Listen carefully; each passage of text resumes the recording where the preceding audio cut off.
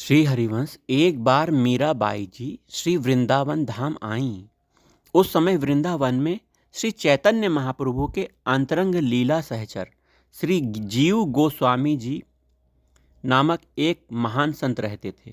मीराबाई जी जब उनके दर्शनार्थ हेतु गईं तो उन्होंने कहलवा दिया कि वे स्त्री का मुख नहीं देखते हैं। इस पर मीराबाई जी ने कहा, हम तो अभी तक यही समझते थे कि वृंदावन में एक ही पुरुष हैं, श्री वृंदावन बिहारी हमारे गिरधर गोपाल, परंतु आज नई बात सुनते हैं। जब श्री जीव गोस्वामी ने इनका कथन सुना तो उन्हें इनकी उच्च आध्यात्मिक स्थिति समझते देर न लगी। तब उन्होंने इनके साथ सादर भगवत चर्चा की। श्री जीव गोस्वामी जी से मिलकर उनसे सत्संग कर मीराबाई बहुत संतुष्ट हुईं।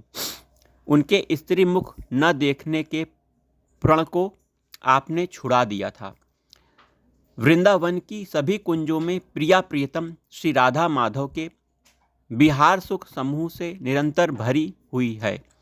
श्री मीरा जी ने उनका दर्शन किया, फिर उन्हें अपने हृदय में स्थापित करके अपने देश को लौट आईं। वहाँ रहते हुए आपने श्री वृंदावन की अनुभूत निकुंज लीला का अपने पदों द्वारा गायन भी किया है।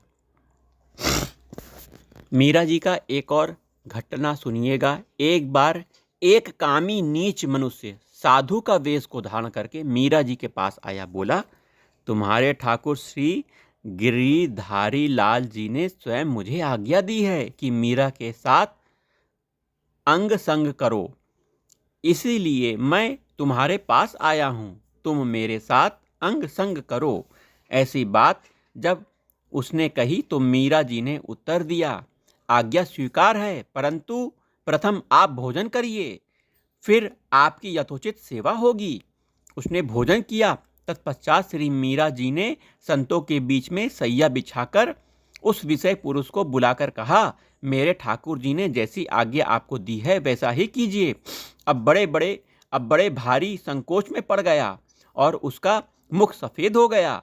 श्री मीरा जी की भक्ति के प्रताप से उसकी विषय वासना सर्वथा दूर हो गई। वह तत्काल पैरों में गिर गया और रोता हुआ बोला, अब आप मुझे भक्ति का दान कीजिए।